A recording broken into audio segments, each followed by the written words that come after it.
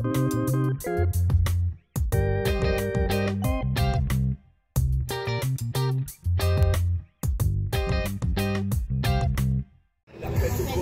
pas très prendre comme navire, mais si on laisse la place au rat, c'est sûr qu'on pourra tout choisir. Ils ont choisi les armes quand moi je prends le microphone. Ils font siffler les balles quand moi je rappe dans le mégaphone. Non, pas celui-là. Que depuis le mouvement, la direction ne voulait pas rencontrer l'intersyndicale et qu'on a obtenu à 15 h un rendez-vous avec le directeur, le nouveau directeur. Donc on vous demande de vous rassembler pour tout simplement montrer au directeur notre mécontentement par rapport à la situation actuelle sous le Mourier. Voilà, les agents sont venus vers nous pour nous raconter un petit peu leurs problématiques qu'ils rencontraient sur leur lieu de travail, en termes d'effectifs, en termes de conditions de travail et aussi en termes de matériel. La CGT aujourd'hui avec l'intersyndicale appelle à un rassemblement. Vous pouvez nous dire pourquoi ? Alors bonjour à tous déjà, je me présente Roselyne, secrétaire du syndicat CGT local. Nous sommes partis en grève depuis le 24 avril 2022, 18 h pour nos revendications suivantes, des effectifs manquants, du matériel manquant, des conditions de travail améliorées quand même et une revalorisation de salaire à hauteur de 300 €, voilà, pour se mettre sur la moyenne européenne. Bonjour, je suis infirmière aux urgences depuis 7 ans. Là, du coup, c'est devenu une situation un petit peu compliquée. Là, dernièrement, nous sommes censés être 7 infirmiers par après-midi. Nous sommes plus que 3. Pour un flux qui est aussi tendu, si ce n'est plus avec l'agrandissement qu'on a ouvert en septembre 2021. Du coup, le flux continue d'arriver et nous, par contre, les infirmiers, les soignants, fuient le service, ils n'arrivent plus à recruter et on ne se pose pas la question de pourquoi. Et on continue d'être là, mais la situation est compliquée, la prise en charge des patients est à flux tendu. Malheureusement, ils attendent plus pour être soignés, pour être pris en charge, et ça ralentit toute la prise en charge. Ça peut même être délétère pour le patient et s'il y a quelque chose de grave, malheureusement, il n'est pas aussi bien pris en charge que si l'effectif était au complet. On continue de tirer sur la corde et les patients continuent d'arriver malheureusement. Voilà, je pense que tout l'hôpital doit se mobiliser parce que tous les services sont concernés. Les soignants qui viennent même nous aider, parce qu'il y en a quand même beaucoup qui viennent nous aider de leur propre gré, mais souvent pas de leur propre gré. Alors que dans leur service déjà, c'est compliqué. Du coup, voilà, merci à venir nous aider, mais je pense qu'il faut qu'ils contestent et qu'ils disent que ça suffit. Parce que attirer la corde sur tous les services, tout le monde va en pâtir et les patients d'abord. Voilà. Bravo. Bravo. Il faut savoir aussi que la répercussion n'est pas que chez nous, la répercussion se retrouve auprès de tous les services de l'hôpital, puisque les agents qui sont dans les autres services où il y a déjà des fermetures de lits, faute d'effectifs déjà, donc en fait on se sert de la faute d'effectifs de personnel pour pouvoir prendre des agents pour aller mobiliser dans d'autres équipes. Donc du coup, un dans l'autre. Et en plus de ça, ils nous ont mis ce fameux Artemis qui nous permet de faire des heures supplémentaires. C'est bien joli tout ça. Mais ces heures supplémentaires, les agents, c'est les mêmes qui les font. C'est les agents qui sont déjà là, qui sont déjà très fatigués et qui, bien malheureusement, sont obligés de se mettre en arrêt parce qu'ils sont épuisés professionnellement. Nous avons été là en première ligne pendant tout le temps du Covid. Nous avons tenu bon face à ce microbe, cette maladie, je ne sais pas comment ça s'appelle, Covid. On lui a donné notre Covid, mais en fait, jusqu'à maintenant, je ne suis pas sûre que qui que ce soit sache ce que c'est que cette maladie qui nous a un petit peu défrayés sous nos postes de travail. Bonjour à tous, je suis infirmière aux soins de suite et de réadaptation gériatrique. Je voudrais parler un peu de la personne âgée aussi hospitalisée. Que ce soit hospitalisée ou à domicile, tous les soins qui la concernent. Et je trouve qu'une infirmière pour 19, une aide-soignante pour 10, que la personne a besoin de temps pour faire sa toilette, sinon on les agresse en fait. On ne leur fait pas de soins, on les agresse. Aujourd'hui, on se retrouve à 38 patients, 4 aides-soignantes le matin, 17 aides au repas, et on n'a même pas une minute pour boire de l'eau.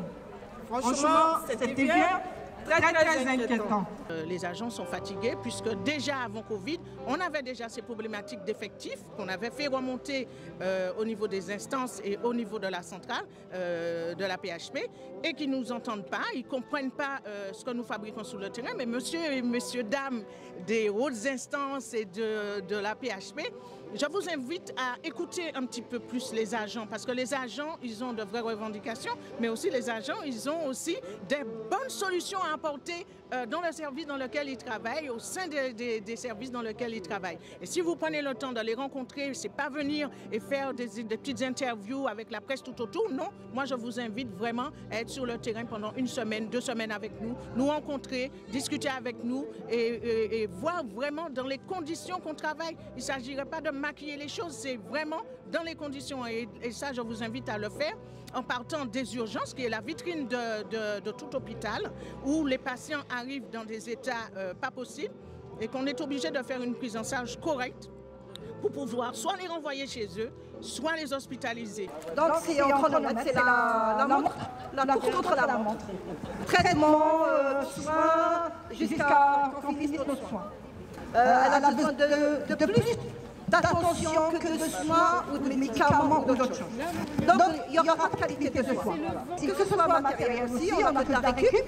Le matériel n'est pas adapté. On manque de matériel pour nous faciliter au moins les soins. Donc j'appelle l'attention du directeur. C'est un service où on est nombreuses, on déballe tout l'hôpital, mais quand on a besoin d'une aide, il n'y a personne qui veut venir travailler parce que c'est très lourd. Vraiment, il faudrait que le directeur regarde ce service. Merci. Donc, il y a des familles qui déposent plainte. Ils savent très bien comment ça se passe dans les tout. Parce qu'ils viennent avec nous manifester. Pour qu'ils aient plus de soins, plus de personnel pour leurs parents. Voilà, je voudrais aussi que les élus ou que les responsables se penchent sur le problème de la personne âgée. Parce qu'ils ont un vécu, ils ont travaillé toute leur vie. Donc ils ont besoin de personnel à pensionner, ils ont besoin de qualité de soins. Ce n'est pas les traitements, ce n'est pas les médicaments. On les garde de médicaments ou je ne sais pas quoi. Mais ils ont besoin d'attention, s'il y a un autre mot plus que ça, je ne sais pas. D'amour, qu'on leur rende ce qu'ils nous ont donné déjà. On a tous un parent âgé, on a tous une père, un mère, une grand-mère, qui va être soigné et qui ne va pas être bien prise en charge. Les meilleurs moyens pour soigner la personne âgée et la dépendance, c'est de faire un vrai service public de la dépendance. Et c'est ça les objectifs et les enjeux à venir. C'est pas Orpea, c'est pas Corian. Rappelez-vous Hollenberg à la PHP, directrice générale qui venait de chez Danone. Qu'est-ce qu'elle a fait? 800 lits d'UPAD fermés à la PHP et elle est devenue PDG de Corian en Ile-de-France et elle a créé 600 lits en Ile-de-France à Corian. Donc nous, on estime que le soin n'a pas de prix, il n'a pas de coût, et surtout c'est d'intérêt général, et on ne doit pas faire de profit dessus. Et c'est pour ça qu'on dit, nous, clairement, à la CGT, que 100% service public pour le soin, et tous ces rapaces qui veulent faire du profit sur la santé, il faut les écarter, il faut les liquider. Voilà, donc les agents sont très remontés en ce moment, on y va.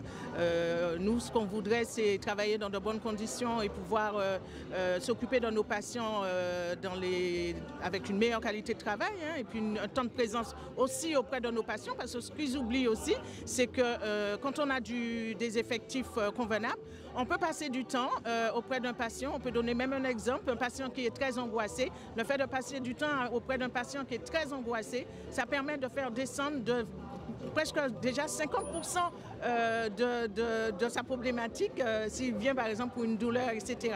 Donc du coup, tout petit à petit, ils nous réduisent à un minima au niveau des services et si bien que ça se répercute sur notre travail. Bon, je me présente pour ceux qui ne me connaissent pas. Je travaille en crèche, je m'appelle Marianne. Donc je vais lire ce que nous avons recensé. Nous sommes considérés comme un service administratif. Donc administratif, on sait tous quels sont les horaires. Or nous avons 17 horaires différents sur la journée. Donc on commence entre 6h30 et 14h10 et on finit entre 14h10 et 21h30. Mais on est administratif. Voilà. Donc on a de plus en plus d'enfants à charge, de plus en plus autistes, de tâches annexes qui nous prennent du temps. Donc, le temps qu'on fasse toutes ces tâches-là, on n'est pas forcément auprès des enfants. Ça nous met en grande difficulté. On a du mal à recruter, comme tout le monde, évidemment. On voulait aussi souligner un point du règlement qui a été modifié, c'est-à-dire que les enfants du personnel sont pris aussi à la crèche lorsque les parents ne travaillent pas. C'est-à-dire quand les parents sont en congé ou en RTT. Sauf que nous, nos congés et nos RTT, on ne les a pas non plus. Nos locaux sont inadaptés. On doit attendre des années et des années pour avoir des réparations de fuites, de locaux détériorés.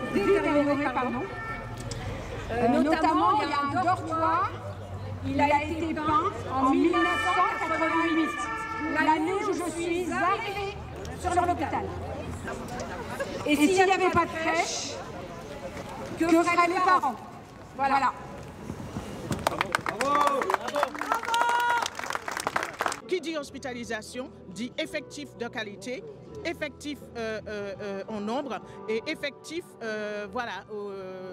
pour faire fonctionner un service comme il se doit. Donc les usagers comme le personnel, voilà, vous êtes invités à nous rencontrer pour en discuter, comment trouver des solutions, comment faire tous ensemble, parce que ce n'est pas que le syndicat. Bien sûr, le syndicat, il vous impulse, il vous aide, il vous accompagne, mais le syndicat, c'est vous, c'est nous, c'est tous ensemble qu'on pourra trouver des solutions. Et puis, dites-vous bien que ce que vous avez comme solution, on est bien, il faut tout prendre. Il faut tout prendre et mettre sur la table, poser sur la table. Et c'est ainsi qu'on va pouvoir avancer et poser et arriver à avoir du bon travail, tout simplement. Voilà. C'est-à-dire supprimer des emplois, mais aussi ne pas remplacer les collègues, avoir des postes vacants et surtout fermer des lits. Quand on voit que la réa d'ici, sur les 12 lits, il n'y en a plus que 6 d'ouverts, parce qu'il manque sur les 25 infirmières, il n'y en a plus que 15, c'est un véritable scandale, et qu'on arrête de nous dire qu'on ne peut pas recruter, quand en ce moment, à la paix, tous nos collègues qui ont eu la moyenne pour être soignants, pour entrer à l'école d'être soignants, ne sont même pas financés pour devenir infirmiers. Bonjour à tous et toutes. Je suis Julien Bossier, je suis maire adjoint à Colombes en charge du logement. J'excuse ma collègue Claire Arnaud qui ne pouvait être présente. Moi, j'ai envie de dire, je suis triplement concerné. Je suis concerné parce que, en tant qu'élu au logement, je vois le service public se dégrader. Parce qu'on ne donne pas de moyens pour la création, parce qu'on est aujourd'hui sur l'Île-de-France à 10 ans et je reçois régulièrement dans mon bureau certains de vos collègues qui m'expliquent les difficultés de se loger dans la région parisienne. Je suis aussi concerné parce qu'au-delà d'être élu, l'élection ça passe et un mandat ça passe. Je reste et demeure enseignant. Enseignant pas loin d'ailleurs, je suis enseignant au collège Moulin-Joly à Colombes. J'ai commencé il y a 15 ans. Et il y a 15 ans, j'avais 20 élèves en moyenne dans ma classe. Aujourd'hui, je suis à 26, 27. Et ce que je vois, c'est une dégradation de mes conditions de travail, mais aussi des conditions d'apprentissage pour les élèves. Et aujourd'hui, je suis concerné parce que, en effet, vous avez de belles urgences neuves, mais en réalité, ça devient une coquille vide. Comment peut-on s'en satisfaire? Comment peut-on considérer qu'on soit à la hauteur de l'abnégation qui a été la vôtre pendant la période du Covid? Là, je vous le dis très sincèrement, nous ne pouvons qu'avoir honte collectivement de la façon dont vous êtes traités. J'ai applaudi tous les soirs. J'ai applaudi ma femme qui est agent hospitalier. j'ai applaudi ses collègues. Mais les applaudissements, ça ne nourrit pas. Mais les applaudissements, ça ne rend pas à sa juste valeur votre engagement. Et donc voilà, aujourd'hui si je suis là, c'est vraiment pour vous montrer le soutien des communistes, parce que je suis un élu communiste, je sais qu'il y a mes camarades qui sont présents, le soutien de mes collègues élus, quel que soit leur parti, parce que je sais qu'ils vous soutiennent. Et en tous les cas, vous nous aurez à vos côtés dans les jours à venir. Bonne journée. Bonjour à toutes et tous. J'étais effectivement là la semaine dernière au début, le premier jour où les agents se sont mis en grève. Et c'est vrai que quand ils m'ont évoqué les revendications qu'ils portaient, j'ai répondu, mais en fait, vous avez les mêmes revendications qu'il y a 2 ans lors de la précédente grève, puis il y a 4 ans lors de la précédente grève. Et ce que je vois, c'est que les besoins sont toujours plus grands et que les dangers pour le service rendu aux usagers est lui aussi encore plus grand. Donc on voit combien à la fois les politiques, je dirais managériales aujourd'hui appliquées à l'hôpital public, mais aussi combien les politiques d'austérité pour le service public hospitalier pèsent dans le même temps pour celles et ceux qui le font vivre, et en même temps pour celles et ceux qui le fréquentent pour des raisons de santé. Il y a un moment où on est presque dépité, et donc ça fait du bien que vous vous mettiez en mobilisation, en mouvement, en grève, et qu'il y ait des soutiens pour tenter d'élargir, parce que normalement c'est vrai que la crise sanitaire, on s'était dit à un moment quand même, ça va faire réagir au moins ceux d'en haut, les politiques, ceux qui nous gouvernent. On n'y a pas cru longtemps, mais on y a cru. On s'est dit ça va les faire réagir, c'est pas possible.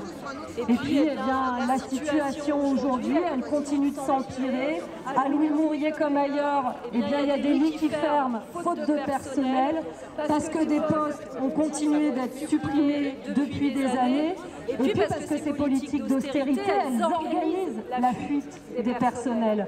Parce que ça devient intenable pour vous de remplir vos missions, des missions de service public.